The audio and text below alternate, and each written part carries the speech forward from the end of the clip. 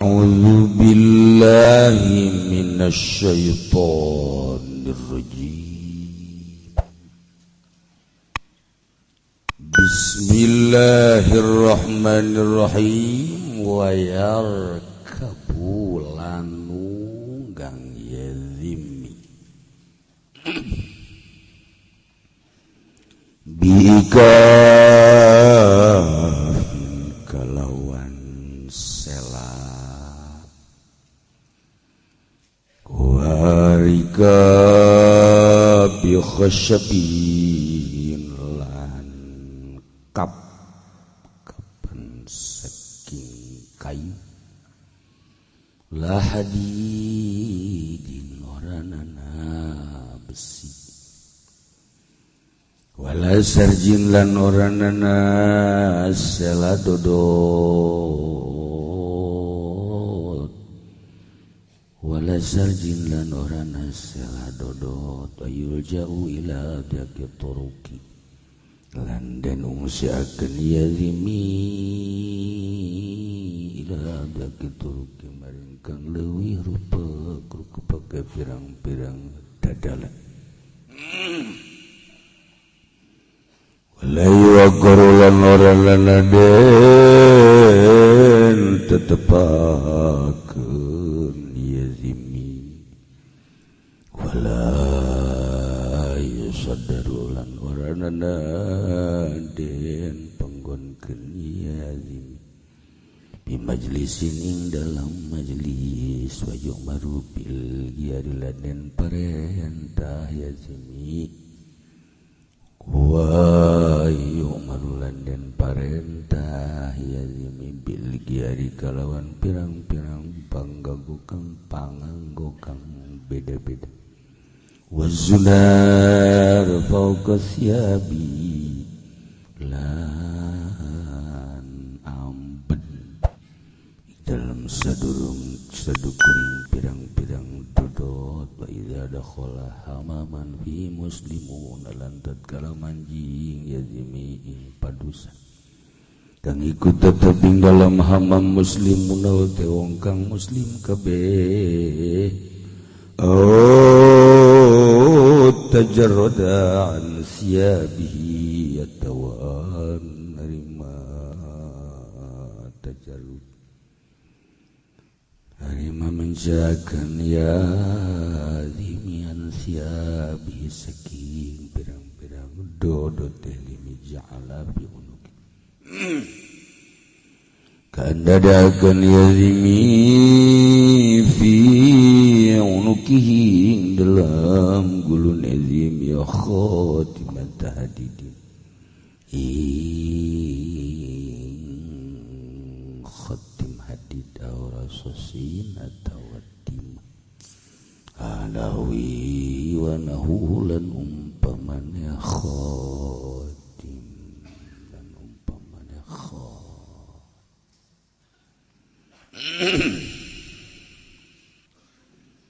lamun kamari dilarang kafir zimi naik kuda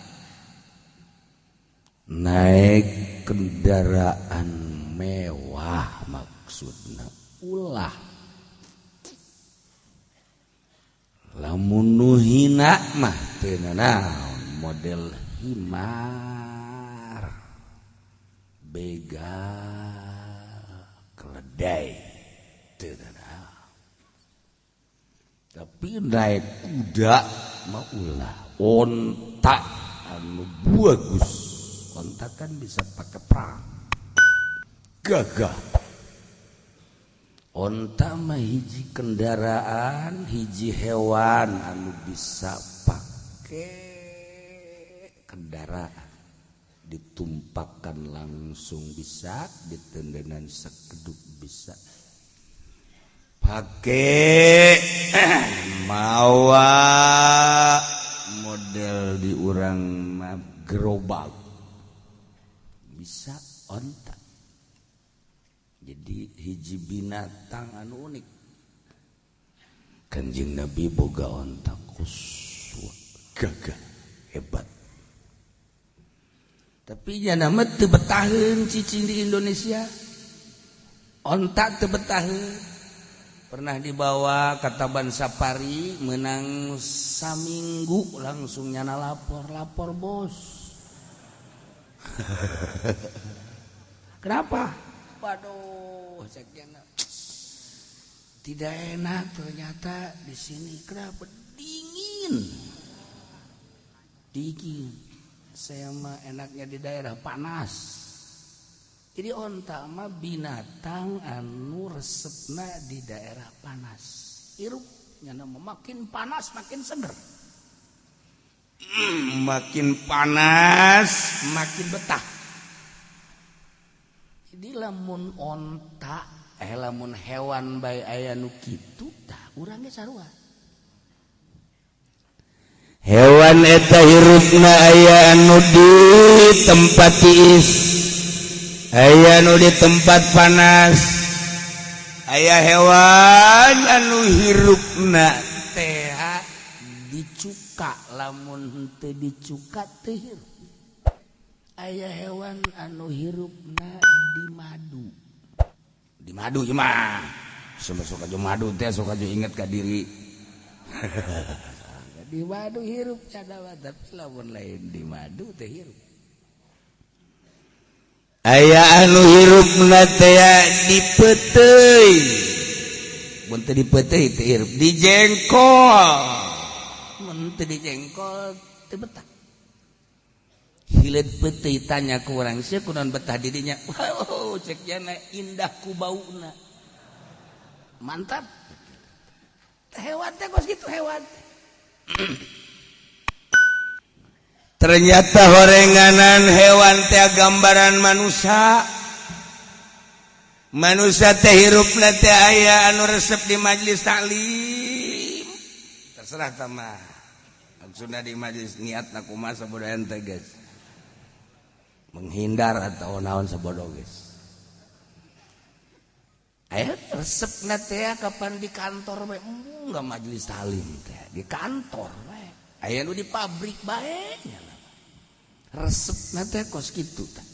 Beres tah urusan kantor pabrik mah masih keneh lah. Ieu mah aya nu resepna teh di bar bae. Aya nu resepna di night club. Tah kitu.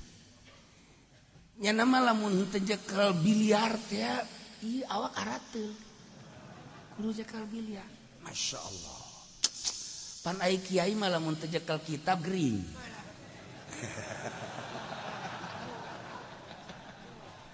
Lamun teu jekel kitab teh kiai mah gering, maksudna dijual teh kitab. Aya nu teu resep lamun henteu nyekel biliar. Aya anu resepna teh di nu lapangan teh nu loba juku teh nyawa ngaran teh rupa sia mah. Teu percaya aing mah sia lamun main golf bisa-bisa meupeuh pipi sorangan. Tah mah lain pagawean urang pondok nu kos kitu mah. Golf mah bangsa bos-bos. Teh resep teh kan kos kitu tah. Beda-beda ka resep jelema teh beda-beda. Deres keneh geus kos kitu mah ieu aya nu resepna teh mabok bae teu mabok puyeng. Aya nu resepna teh ngayan kartu bae asal teu neuleuh balak genep bae asalna can centrang. Masyaallah tah hirup wara. Ieu ka resepna teh kos asal neuleuh balak genep bae seger. Seger masyaallah. Nyana keur rada rieu tulu neuleuh balak genep cager. Aya nu kos kitu eta. Puhara okos kiai aya kiai teh baheula mah lamun diondang ku bupati ku gubernur teh belaga gering. Ku ari mah lamun kiai keur gering diondang ku bupati cager. Cager. Eta aya kos kitu eta. Saya kos kitu masyaallah. Kos urang keur ngora. Urang keur ngora boga kabogoh. Gering aja ngadenge sora kabogo ya eta sales manu geus nongtot teh eta teh ka jero deui eueuh we eueuh eta ngadenge sora doang leho eueuh sorangan Ya Allah ya Rabbi itu bisa jadi cager tah kos kitu teh tah jadi horenganan jelema mah sadunia kumaha dunia-duniana jelema anu duniana di dunia hitam kajen diajakan ngaji ge kurang atumbung sebab lain duniana sakumaha peteuy sakumaha hileud peteuy ku urang eta hileud peteuy teh hileud jengkol kuari diteundeun di gelas dibere ku urang jamuan anu amis gitu teh daek cek cenah teu ngeunaheun ngeunahanan keneh peteuy beuh sedep bauda cek beda tah geus sadunia mantap kuari lamun jelema nu biasa korupsi teu betah cek ngana teh hayang bae nu biasa maling teh lamun ka majelis teh nyokot sendal jepit bae teu betah hayang bae teh hayang ya Allah ya Rabbi Gusti ya Allah tak geus tah dikitu-kitu ku Gusti Allah.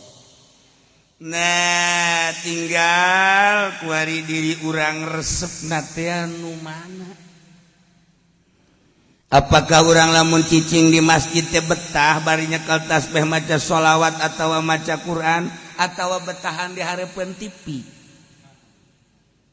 besok pelotot rasakeun ku sorangan si goblok sia ai nyileuk ka dieu mah wajar lah emangnya nama kos gitu betahan mana tah betahan mana sok kira betahan mana betahan ketika orang hudang di peuting mandi wudu haju salat diuk bari tafakur atau betahan keneh WA-an sok ulah main-main orang hirup tinggal sabaraha jeung kali ka kuburan ulah main-main ieu urang dibere modal ku Gusti Allah umur jang ngadagangkeun diri urang pake meuli sorga ku umur urang nah ieu tinggal karesep urang ulah ngitungan batur nu keur ngajabat ulah ngitungan batur nu keur usaha di proyek diri urang kuari mah ari aing ieu jadi hileud naon apakah hileud peteuy apa hileud jengkol atawa ieu teh hileud bonteng apakah hileud ayo hileud naon tinggal urang kuari introspeksi diri betah di mana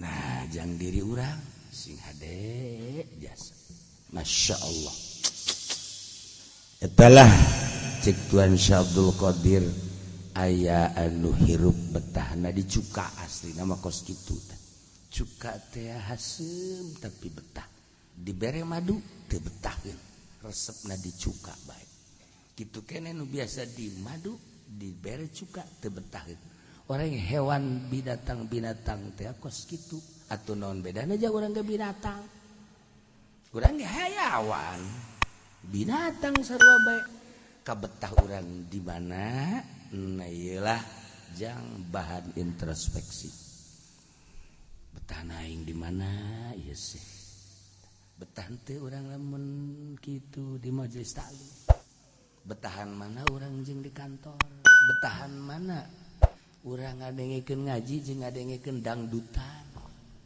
betahan mana dah untung jasa jelema lamun geus teu betaheun ngadenge dangdut kitu teu betah alhamdulillah cenah kula mah emang tibeurik teu geuring cenah kitu betah kula mah masyaallah teu dibere resep kula mah resepna jaipongan atuh sia mah tolol tah mah sugan teh apa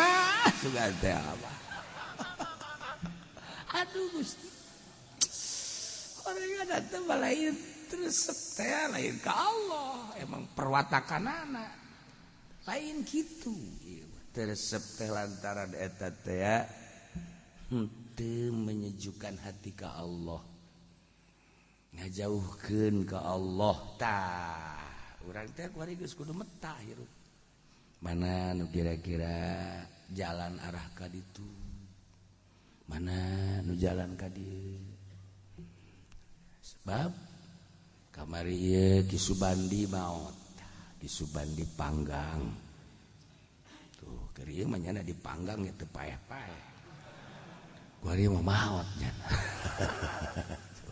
ya Allah ya Rabb. Terus aya Kiai Haji Behaki pentingna masih keneh ngaji ngariung kunaon tuh jam 2 teu aya eta kan sehat berarti ya Allah pendak sing hade teh lain naon besi keur poho ka Allah hungkul ieu mah besi keur poho ka Allah nah kecuali lamun urang tawadu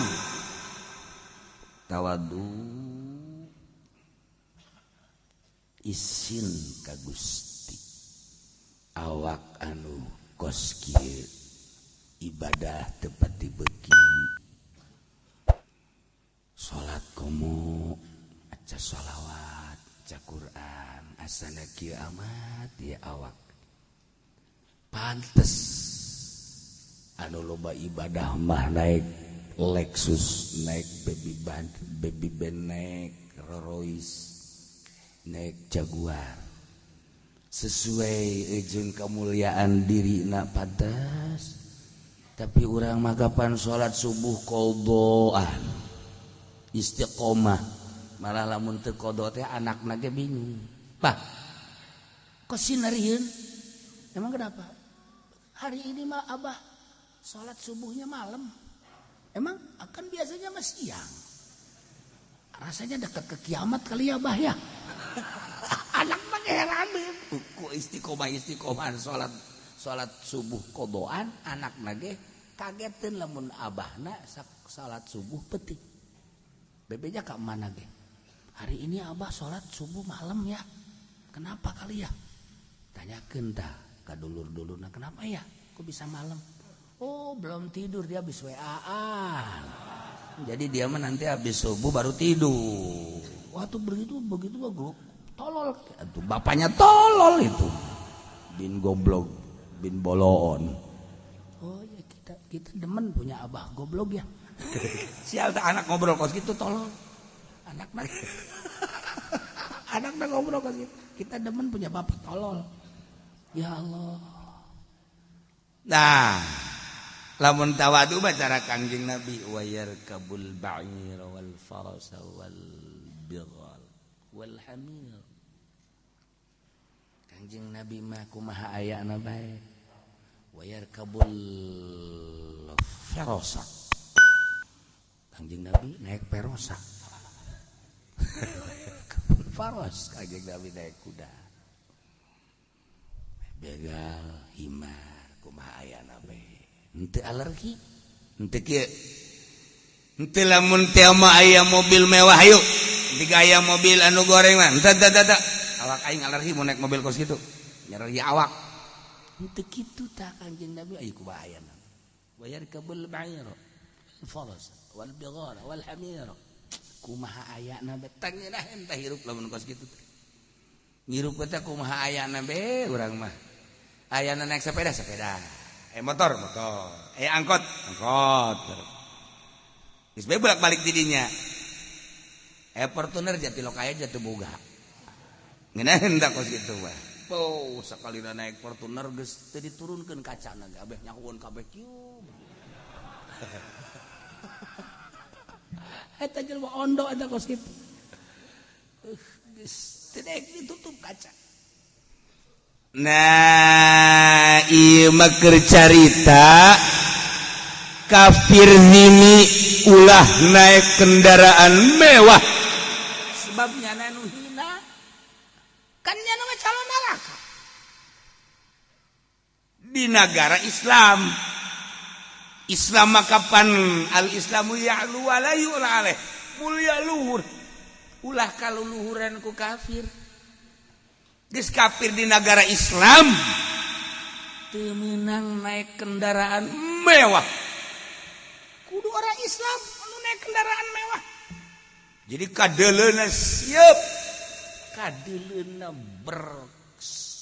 bersiar kadeurna boga komara Islam teh kuduna begitu tah nu boga pabrik teh kuduna mah nah ieu pabrik sa Makmun ieu nu ieu soleh nu ieu pabrik sa ieu nu ieu oh ieu mah pabrik Syarif nu ieu mah pabrik Mukmin nu karar itu kan geuna henteu kadengena tah ieu mah lain ieu pabrik saya Prengki nu ieu mah pabrik nu bogana Peredi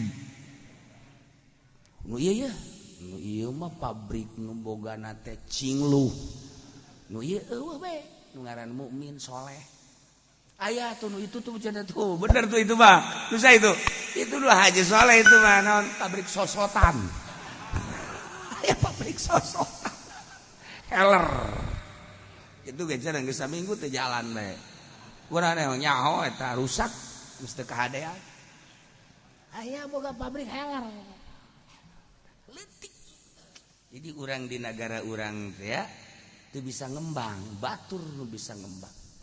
Nah kuduna makan urang sebagai pribumi ilmu aya modal aya nu ngembangkeun teh kuduna mah urang di negara Islam keur carita negara Islam orang kafir ulah cara di Mekah cara di Saudi Arabia orang Islam kafir teu meunang meuli sajengkal tanah gitu meunang kuari ti Jati datang ke pasar Kemis coba nu saha Masya Allah kawasan kaditu coba itu ke bunder donan gitu ngaranna pasir nu saha eta sertifikat kuari pasar Kemis kaditu bakalna jadi nu saha hayu dibareuli ku asing ini negara Islam mah teu meunang di negara Islam mah kafir menang naik kendaraan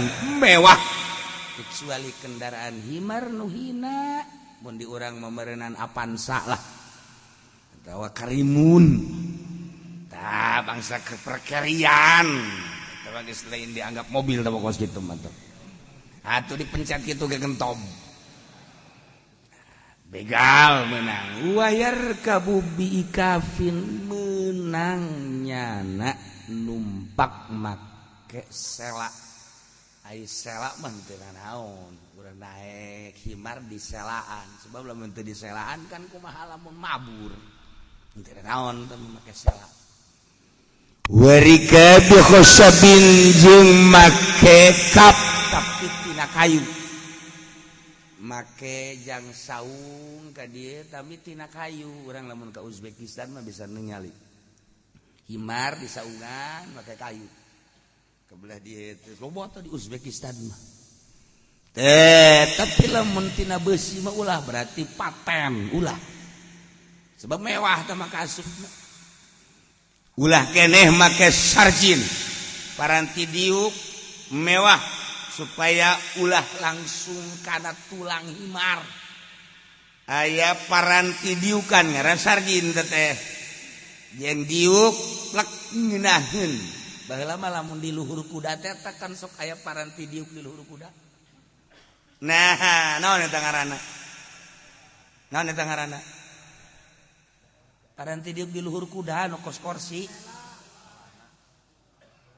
lah itu ngomong itu ngomong atuh sia teu nyaho lah sok ngomong nyaho bae sih calobaan jelema atuh lain sia bae nu pinter naon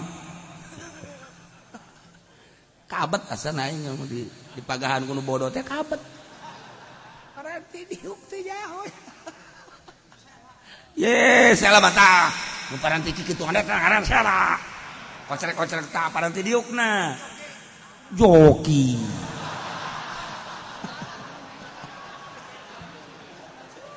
ya Allah pelana Masya Allah nah eta tah teu meunang ka kafir mah make nu kos kitu temenang kafir make nu kitu masya Allah karim diatur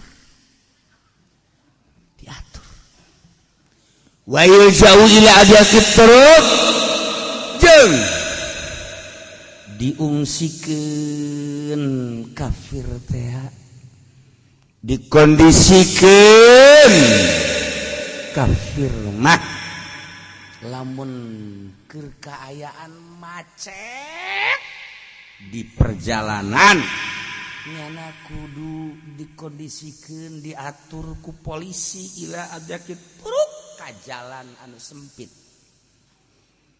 besi ngahalangan muslimin kelancaran muslimin mukminin pribumi besi nyana dianggap ngahalangan kafir kudu di kajalan cacingkeun ila dia kitu luar biasa pengaturan koski istimewa di negara Indonesia. Apa yang terjadi? Sabalikna. Hari itu mobil sahanu mewah. Oh, bos ngecek. Hari itu tuh anu kentop mobil anu acak-acakan cat lagi geus tahun 45 tama mobil. Nu saha eta? Aduh Pak Haji. What terjadi? Hari itu imah nu mewah nu saha itu? Nu mewah 3 tuh saha? Bih. Ngecek. Si Enci. Hari itu tuh anu kenteng nanya engkleh. Ieu mah ayo sabalik deui urang sabalik. Di Gading Serpong nu boga imah mewah nu kudu nama muslimin muslimat, mukminin mukminat, ngecek si Enci si engko. Hoker ge. Ayo BSD perumahan mewah saha teteh nu ngareusi ieu ge mayoritas bakal ngecek di urang nu ngeusi berbagai perumahan mewah atau rumah tinggal di luar perumahan nu marewah teh ngecek nu boga mobil mewah nu boga imah mewah pakaian mewah bahkan kuarima parlemen ge deuk dieusina ku ngecek. Untung Perindo teu maju. Puji syukur gua lama urusan presiden mah masa bodoh tah aing mah nu senep ge eta. Beus hadena bae. Tapi kan cenah militan sih hadeta beusi terus bae. Nah, engke mah cobalah siap-siapkeun caleg-caleg anu ahli-ahli Allah bae dah. Pohara. Kabeh mararantep ya di Indonesia teh. Anu ka parlemen merawat tasbeh. Waduh, di DPR teh geus dararasbeh, bae nya mal kaburu urusan dunia. Nagara acak-acakan los. Anu anehna jago korupsi teh ieu teh kiai malulu. Kiai tah di DPR nu korupsi teh kiai nu talalar Quran. Masya Allah. Anu lain kiai atuh leuwih senep tah mana. Nu talar Quran bae korupsi kobon henteu. Negara urang teh kos kieu. Pernah terjadi aya naon gitu ngaranna pelecehan. Pernah terjadi aya pelecehan di mana teh lamun teu poho kula di kerajaan Inggris. Margaret Thatcher, sia nya ka Thatcher. Eta kan pernah nyana melontarkan pelecehan ke Indonesia. Begitu nyana kunjungan ke Indonesia, nyana langsung ningali negara Indonesia, terus negara ningali perpolitikan, pulang ke Inggris. Nyana ngomong gitu kan, ditanya di negarana, begitu ditanya, muncak bahasa Indonesia mah saya dari Indonesia. Bagaimana pengalaman di Indonesia? Ternyata di Indonesia DPR-nya pun mantap-mantap korupsinya. Cak Margaret Thatcher. Dan pemerintahnya pun saya lihat wajah-wajah korupsi. Isi kan pernah terjadi ya tak? Kurang di Inggris aya pelecehan seperti itu. Orang Indonesia kan tersenang. Orang Indonesia tersenang. Lantaran kan jelema mah kajen teuing ngabohong ge embung disebut pembohong. Jelema kajen teuing teu jujur ge, teu jujur embung disebut teu jujur. Jelema teh sanajan tukang main embung disebut tukang main. Jelema mah kos kitu wae. Mantap teu senang harita Indonesia. Ngeunah bae pergi teacher ngomong teh. Raya utusan di urang DPR ka ditu ka Inggris. Oh, akhirnya alhamdulillah aya peluang tah nyana di Paroto jeung penggede-penggede Inggris di kantor. Di hareupeun kantor. Cepret dibikeun ka marga teacher. Nih, ini siapa? Oh iya, cekin teh ini penggede-penggede negara saya. Tuh. Nah, ini adalah sosok-sosok koruptor, sosok-sosok manusia yang korupsi. Seri marga teacher. Kenapa ketawa? Ini dipotonya di kantor Indonesia cekiana. Kebenaran dipotona teh di kantor di Inggris, kantor Indonesia, paranti nangkepan nu korupsi. Nah, jadi cek marga teacher, iya emang ini pejabat-pejabat saya yang suka nangkepin pejabat Indonesia yang korupsi dibawa ke kantor, itu kantornya. Jadi di Inggris teh aya kantor paranti nangkep jelema Indonesia nu korupsi. Tah, jadi pas dianggap UDPR Indonesia teh anu diutus ka Inggris, nunggu karumpul di hareup teh eta teh dianggap tukang korupsi, orang tukang nangkepan korupsi. Hebat orang Inggris. Jadi orang Indonesia mah katipu bae. Katipu. Tah, coba anu inget tah. Kula mah inget tah, barang inget ka dieu tah, inget ka harita zaman kuda keur ngora, masyaallah. Saya yang sering kan untuk percaya ka aing.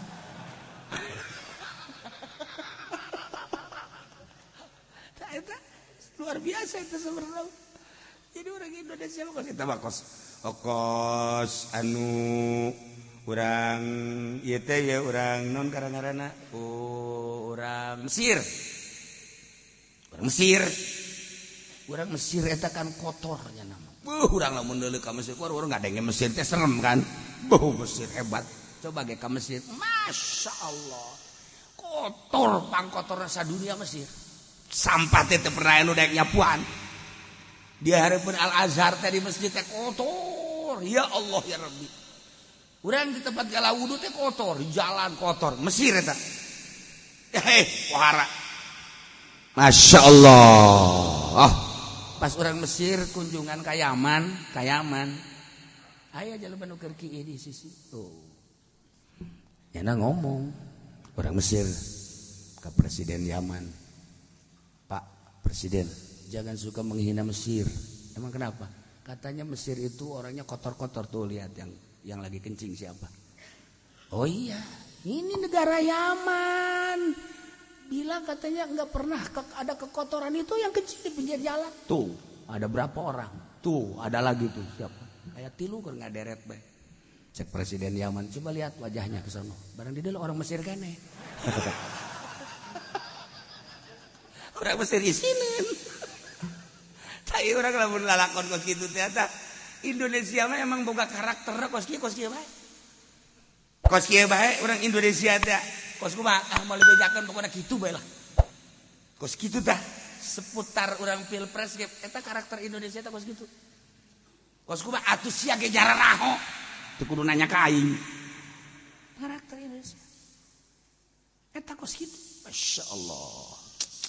Lamun disebutkeun koruptor teh embungan padahal mah nyana. Mun disebutkeun pembohong embung padahal mah nyana. Aya di masjid majlis mah kan nu ngabohong aya hiji doang. Tukang ngabohongna ngan hiji doang di sama majlis ieu. Atuh nu sajen mauan ieu ngan hiji doang. Kunaon nyeuleuk ka ditu sia, biasa bae. Tah. Ieu urang naon kitu ngaranna kafir, urang kafir teu meunang naik kendaraan mewah, teu meunang boga imah mewah.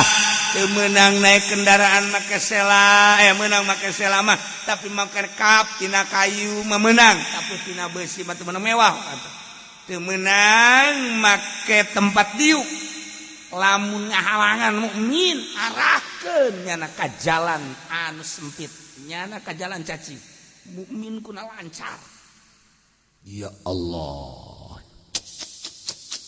wala yuqur ulah dicicingkeun nyana wala yusaddaru fi majlis ulah kena asup ka majelis kafir-kafir mah teu meunang dilarang asup ka majelis sebab majelis ka tempat mulia ulah kosok ditincak ku jelema-jelema lain ahli Allah bawaan teh nu kos kada itu Allah ngahinakeun ka jelema kafir ai majelis kan dimuliakeun ku Gusti Allah maka ulah sembarangan ngasupkeun jelema kafir ka majelis komo ka imah urang sing hade diondang kafir-kafir ulah Allah ngahinakeun ka kafir kudaon ku urang dimulia-mulia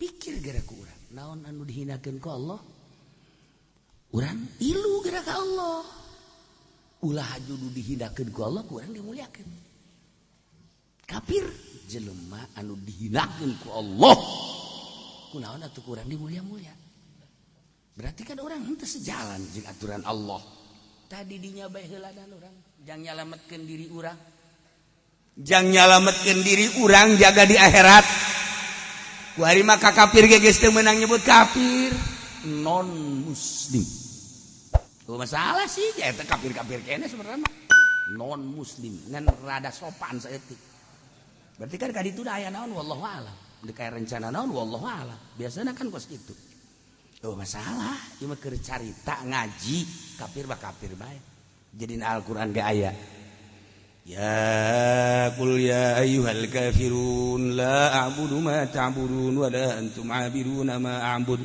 ولا أنا عابد ما عبدتم ولا أنتم عابدون ما أعبد ولا أنا عابد ما عبدتم ولا أنتم عابدون ما أعبد ولا أنا عابد ما عبد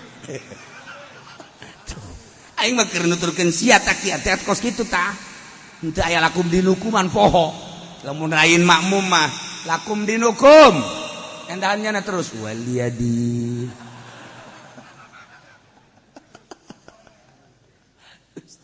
tah ieu kafir teh kos kitu sabenerna mah wallah dihinakeun ku urang dimulia-mulia mentak ka DPR ge sabenerna ulah yang mulia Bapak DPR atuh bener teu muliana nyana teh bener teu ngalaksanakeun tugas-tugas sucina lamun ku urang kanyahoan bahwa nyana korupsi atuh ulah yang mulia ke urang ceramah kuduna yang kos kitu kuduna mah kudaon Kipu Doli yang mulia Bapak Ketua DPR dia dilaknat sia ku Allah pun dia itu mulia usah dimulia-mulia eta si hade eta kos kitu ge kecuali jelema pinter mah lain maksudna ku buat tauriah geus lamun urang nyaritakeun yang mulia Ketua DPR padahal mah maksud mulia teh cak hate mah nu hina yang terhina jadi lain di mulut lain di hati nu pinter bawa masalah nu bodoh mah ulah nu pinter bawa masalah tama kos jelema ngalalaga aku cinta padamu padahal mah benci sebenarnya mah munafik eta tapi nu pinter bawa masalah kos kitu tauriah tuntuna li habid 5 nah ulah osok nyicingkeun kafir di majelis paranti perkumpulan muslim anak itu diurangkan aya majelis DPR majelis ada permusyawaratan kumaha teh perwakilan nu aya majelisan terus majelis permusyawaratan eta ieu mun teu ka bawah doang majelis permusyawaratan eta teh kudu orang muslim ulah aya orang kafir kan musyawarah teh kapan orang-orang muslim atuh lamun jeung orang kafir engke atuh beres atuh bisa pada orang muslim kan ngeunaan paling anu dimasalahkeun kunut usoli beteureun ti baheula batur geus Apollo nya kunut kan eta beteureun usoli bae tangkorak Muhammadiyah mah kos kitu bae geus ulah diladenan geus urang ya sudah mun aya nggak masalahkeun usoli geus ya endek salat tante urusan usoli jeung urusan sia sia teh usoli sabodos sia aing mah usoli bae gelegerkeun habek di hareupeun nya usoli da yang kucil sia Allahu akbar ya cek mah bade salat sakitu amat teh jawab kurang kumaha aing bae atuh aing salat lain salat ribut usoli kunut ieu teh naonan batur geus ka mana tah kuari fungsi apa teh MPR urang kudu ngarti di negara Indonesia MPR urang fungsi apa teh ayeuna kos gitulah seputar negara akibat naon wallahu a'lam ke geus pilpres kukula bakal dicaritakeun selesai geus aya presiden ke kukula dicaritakeun didongeng-dongengkeun ye teh insyaallah nu ngora kaburu nu kolot wallah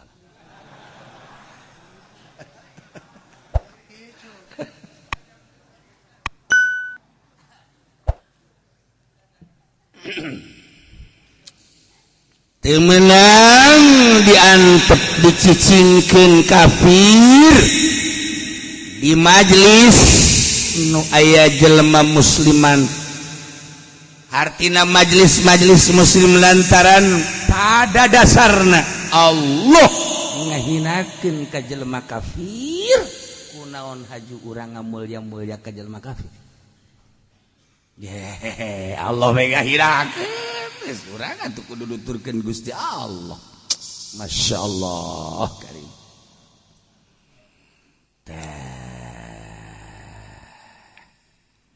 baheula aya hiji raja ngaranna raja tersebut teh Afdol aya hiji raja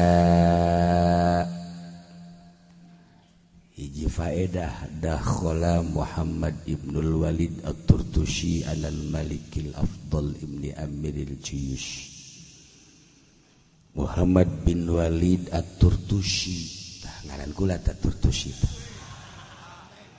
hiji daerah tempat perwalian ayana di ujung Turki abah kula ngangaranan kula Turtushi keur ieu hayang nyaho di sisi Jamul Jawa mete tak aya ukuran ke waktu neuleuan baheula oh iya aya Turtushi tapi teu kapanggih-panggih eta neangan Turtushi teh ngaran aing ieu tapi teu nyaho naon maksudna abah make ngangaranan Turtushi aya di hiji kitab teh nyaritakeun tentang daerah-daerah perkumpulan wali di ujung Turki di Turki aya hiji gunung di dinya paranti perkumpulan para wali eta teh ngaranna Turtushi tempat jadi daerah teh kampung Turtushi teh kampung nomor kahiji teh Lubnan paranti perkumpulan wali di Yerusalem tah ieu mah di Turtushi Turki nah panjang tah urang mun carita Turtushi dakhala Muhammad ibnul Walid at-Turtushi asub alal Malik Afdal bin Amir al-Juyus karaja Afdal ibni Amir barang asub seorang kiai Muhammad karaja kebenaran di sisi raja aya jelema beragama Nasrani Kristen eta kiai datang ka raja teh lain deuk minta sumbangan Kiai datang ke raja lain endek menta BPJS. Kiai datang ke raja teh lain endek menta urusan dunia tapi ngana sehatan. Nyana langsung ngana sehatan raja. Raja dinasehatan ku kiai teh datang ka ngehenen cicing teu emek teu ciak teu ngomong bahkan ceurik raja. Ih saja lo badak kuari nu bisa nganasehatan raja ceurik. Saha? Ayo coba. Ya kiai na ge moal aya jadi beuli kabeh kiai. Sok geura kiai mana nu teu kabeuli ku pamarentah? Kiai mana nu teu kabeuli ku pamarentah? Angsongkeun coba ka aing. Mun di organisasi kiai mana, lamun di yayasan kiai mana nu teu kabeuli ku pamarentah. Lamun di pondok pesantren salap mana nu teu kabeuli ku pamarentah. Ana geus kabeuli kabeh deuk kana nasehatan kumaha tuh ja kadituna ge lain deuk kana nasehatan. Eta tugas kiai teh ya datang ke pemerintah teh ya nanasehatan lain haju ngajingjing berkat. Eta geus dibiasakeun si urang ngariung berkat akibatna wah nasihat. Nah, ciri raja teh tuluy. Eta kiai langsung maca syairan, ya panjang syairanna mah nganu di dieu mah setik ya zalla taat qurbah. Wah, kasimpulan nama nyaritakeun kamuliaan Kangjeng Nabi. Bahwa Kangjeng Nabi teh seorang manusia anu pangutama-utamaan. Urang teh can ngabayangkeun ka Kangjeng Nabi pangutamana lantaran teu nyaho lalakon Kangjeng. Lamun urang teu nyaho kana lalakon kos kitu naon gitu. Tapi lamun urang nyaho lalakon Kangjeng bahwa Kangjeng teh sumber daripada segala macam cara. Kok bisa jadi sumber? Allah teh nyokot tina cahayana dijadikeun nur Kangjeng. Tina nur Kangjeng teh dijadikeun langit, bumi, lauhil mahfuz, kolam, ieu kabeh meunang ti nur Kangjeng. Kakarah urang bu pohara amat tah lamun urang haju ngarandapan kana asal usul Kangjeng kakarah pohara geus urang asal ngadenge Muhammad masyaallah leketa eta teh asal urang ngadenge Madinah ya Allah ngadenge aya di urang toko Madinah oh hayang balanja hayang di toko Madinah. Urang ngadenge Madinah, ya Allah, rindu ka Kangjeng. Ngadenge Kangjeng, rindu. Leuwih-leuwih Kangjeng teh penyelamat umat. Di akhirat anu dibere sapatin umat teh kan Kangjeng saurang doang. Kangjeng Nabi Adam teu bisa, Kangjeng Nabi Nuh teu bisa, Kangjeng Nabi Ibrahim teu bisa, Kangjeng Nabi Musa Harun teu bisa, Kangjeng Nabi Isa teu bisa. Kabeh mengkerucut ka Kangjeng Nabi Muhammad sallallahu alaihi wasallam. Ari jelema nu salamet geus teu kudu disapaatan. Anu bisa hiber ka sorga, lumpat ka sorga, lempang ka sorga, ngesot tapi datang ka sorga teu kudu disapaatan. Ieu mah anu statusna bisa teh kudu asup ka neraka masih ditudungan ku Kangjeng. Kan Kangjeng neuleuan. Nah ya. Sorga. Kunaon emang Kangjeng bisa ieu mah aya sholawatan tadi di sinarna teh. Kanyahoan. Kok iya mah henteu anu ya? Eueuhan. Ih, pugu di dunia na sok assalamualaikum. Oh, ieu berkat maksudna ieu mah. Katepakeun ku Kangjeng Nabi katepak. Masyaallah. Kangjeng Nabi. Urusan durung ngawinara. Tah. Ih, Kangjeng Nabi teh seperti eta karak urang. Ingat oh, pohara mah takan hayang nyaho ka kapoharaan Kangjeng teh kudu nyaho heula. Asal usul kakarak urang daek maca sholawat. Nu mantak ditenden di salat ya Allahumma sholli ala sayyidina Muhammad wa ala ali sayyidina Muhammad kama shallaita ala sayyidina Ibrahim wa ala sayyidina Ibrahim. Atuh moal pati-pati ditenden di salat. Salat teh munajat ka Allah make sholawat. Lain sabarangan. Urang lamun sering maca sholawat eta ka Mekah hiber asal etiket bae.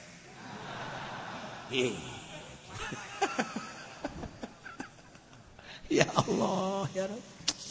Nah, ieu aya Nasrani ya. Ka eta teh Nasrani teh ngadenge kahebatan Muhammad. Ngadenge kahebatan Muhammad. Datang ka nyana ngadenge raja bisa jadi ciri kula sehat seorang kiai.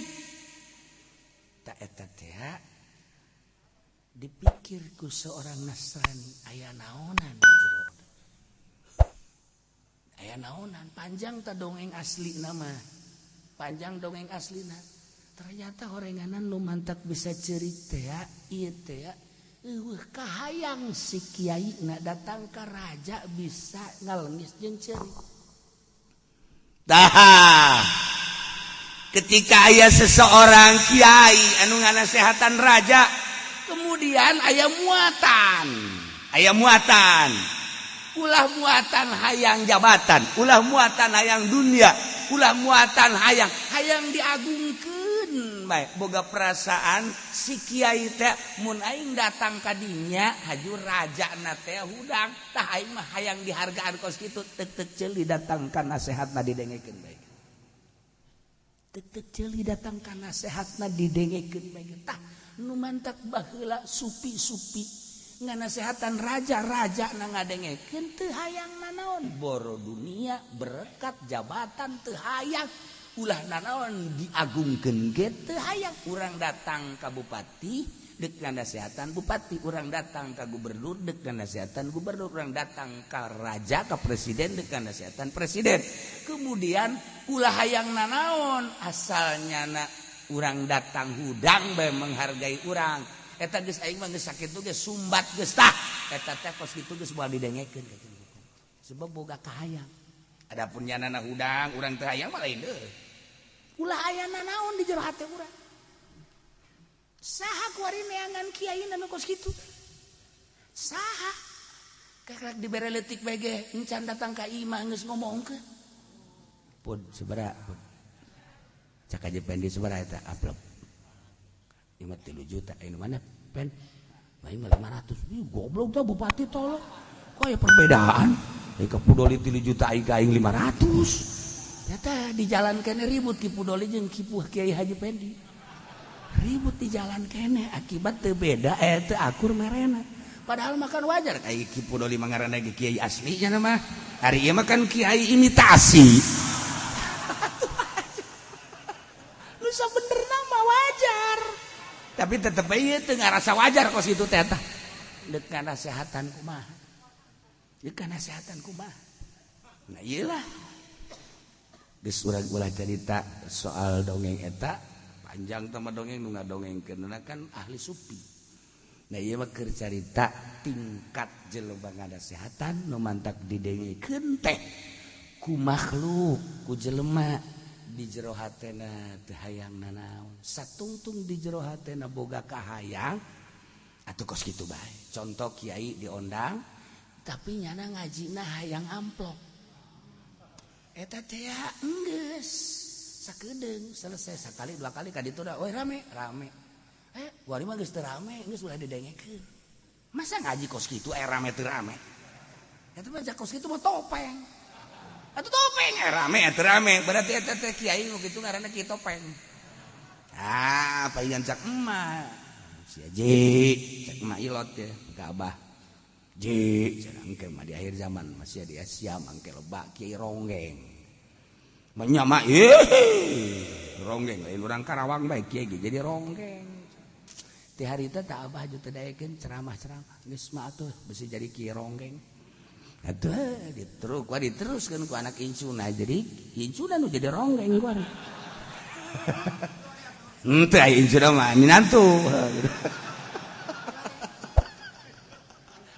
ronggeng eta imah bisaan bae ki ronggeng segala naon.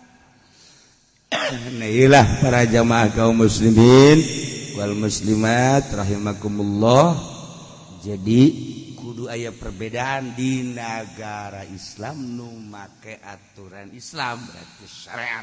Negara orang perlu dikanyakan lain negara Islam, lain negara syariat, tapi negara demokrasi Pancasila Bhinneka Tunggal Ika NKRI.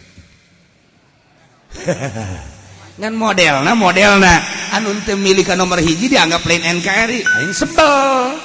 Atuh teh kudu kitu NKRI mah urang kabehan selaku bangsa Indonesia tak aya kos kituan di Indonesia teh. Ieu Pancasila, asal teu ka nomor hiji berarti Pancasilais. Nah, berarti kan di urang teu lurus. Belajar atuh coba urang sebagai bangsa Indonesia nu lurus. Cara demokrasi nu mantep. Jualan demokrasi kan itu seolah-olah di negara Indonesia. Kerjualan demokrasi lain jualan syariat. Ketika aya nu mawa atas nama syariat, ieu teh dianggap musuh sebab keur ngajual demokrasi. Ai demokrasi saha ieu bosna? Kitu di Kulon. Kulon mana? Eta Pasar Kemis, tah Kulon. Etek tah. Orang Kulon nu jualan demokrasi. Jadi orang teh keur meuli demokrasi. Teu laku urang teh ieu jualan syariat teh.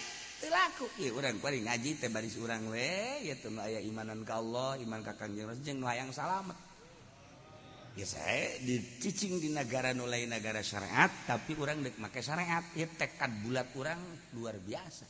Cicing di negara nu teu bersyariat, tapi urang teh hayang bersyariat jeung teuing.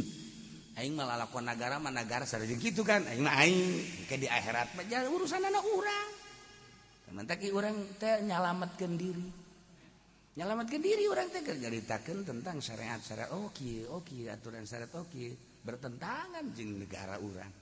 Kajen teuing lah ieu mah negara sabodo tong urusan atur. Lantaran engke paeh makan urang. Deuk saha?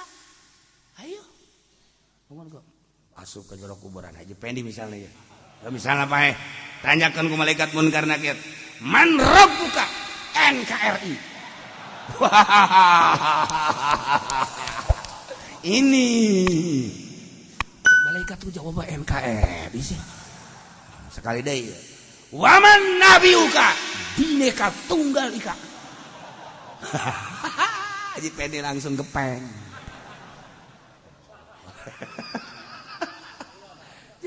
Tapi lamun urang ngaji kieu makan ngeunah Haji Pendi pae. Man rabbuka? Allahu Rabbi. Weh, pinter lu Pen. Ngaji dong. Nya ge bisa kos kitu teh ngomong tolol.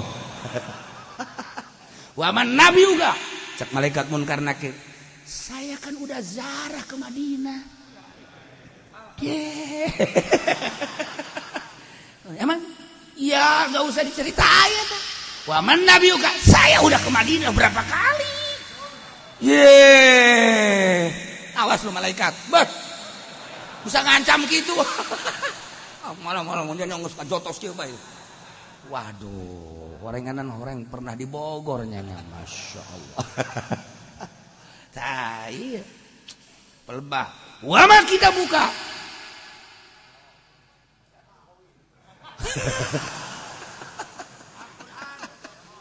Aduh, balak genep keluar. Nah iyalah, urang tanjang nyalametkeun eta di jero kubur komo nu geus kolot malah. Urang percaya ka Allah, percaya ka Kangjeng Nabi teh jadi iman ka Allah lamun teu make Muhammadur Rasulullah, la ilaha illallah doang teu make Muhammadur Rasul teh jadi. Ketika geus jadi, percaya Kangjeng teh sebagai utusan Allah. Percaya naon nu dibawa ku Kangjeng di antarana berita ti Kangjeng Nabi aya soal munkar nakir. Gusti abdi percaya di jero kubur teh bakal aya pertanyaan munkar nakir. Percayakeun di jero hate. Nu ditanyana man rabbuka wa man nabiuka wa ma kitabuka wa ma dinuka wa ma kiblatuka wa man ikhwanuka. Tah wari geus teu kudu salat apalkeun eta bae. Seta. Cek jana mah nu ngajawab sungut meureun. Lain. Amal eta mah sarua jeung budak leutik deuk les tengan berarti. Budak leutik baheula keur les tengan teh ngapalkeun. Abdi neruskeun Pak babaturan abdi. Karena kita baca kos gitu. Babaturan abdi tadi nyaritakeun anu abdi deuk nyaritakeun ieu. Wah, eta mah dipendikeun leutik ka kos gitu. Bisa ditalar, teu bisa kos kieu mah. Lalakon lah pagawe. Sing hade besimpan rebuka jawabna NKRI. Awas ya malaikat NKRI. Oh, tapi kan ku nomor hiji mah dipertahankan. Selamat itu. Goblok sia tolol. Emang kurang gitu. Manya di Mesir NKRI. Anu nupaina orang Mesir. Mandra buka NKRI. Lu samanya lu. Teu bisa kuduna eta mah urusanna akidah. NKRI mah tah naon tah urusanna sakira kedudukan. Nya ade polisi-polisi ulah terlalu neken-neken NKRI besi ka bapae. Menang mah menangan si hade ulah haju memojokkan. Besi ka bapae. Nya lamun di jero disiksa ku Gusti Allah, ku malaikat. Deuk ka mana lumpat. Salametkeun diri urang. Awas Allah. Rabbuka Allah Rabbi. Menebuka Muhammadun Nabi. Kita buka Al-Quran kitab atau waman imamuka. Sama kiblatuka Ka'batul kiblat. Waman ikhwanuka sahabatul anjin supendi AF. Besi kayak pudolik itu kayak di jero kubur. Bod, waman ikhwanuka. Saya dekat sama Haji Pedi waktu ngaji. Malaikat teh iya kudu disempring ku aing sia. Ye urang lamun wau kitu. Wa man ikhwanuka? Abdul Qadir Jailani eta mah geus jago. Wa man ikhwanuka? Maulana Hasanuddin. Gas, mantep gas. Wa man ikhwanuka? Syekh Maulana Mansur. Selamat gas. Sahabat terus ya, Pendi.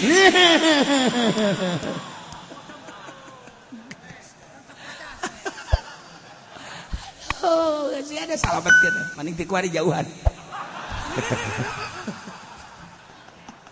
Mesti kabawa ke kuburan pun. Ya Allah. Ya walai waqaru ulah sok diundang dicicingkeun ditetepkeun kafir di majelis mukmin.